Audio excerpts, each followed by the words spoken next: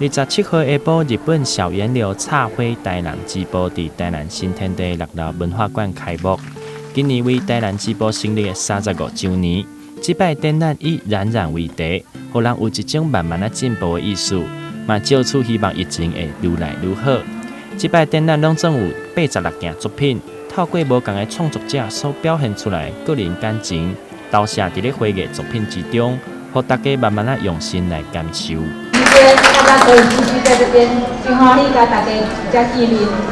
今年发展的主题冉冉，我们想要表达的是35年来台南之父在众人齐心合力下厚植根基，如今如云气慢慢累积，向太阳缓缓升起。结果今天看到贵宾云集，也呼应了我们的主题。谢谢大家。因为喜欢用自然物来做创作的一群人才会聚在这边。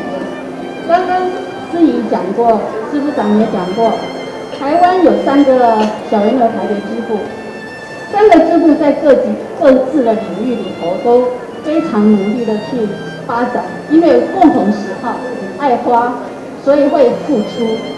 我们知道每次办一个活动，所有人付出的精力、时间，那是难以比拟的。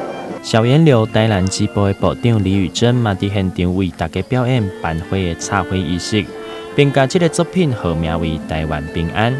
希望市民朋友会当利用时间，伫咧10月27号到11月1号的期间，来到台南新天地6楼欣赏。台南新闻刘品言采访报道。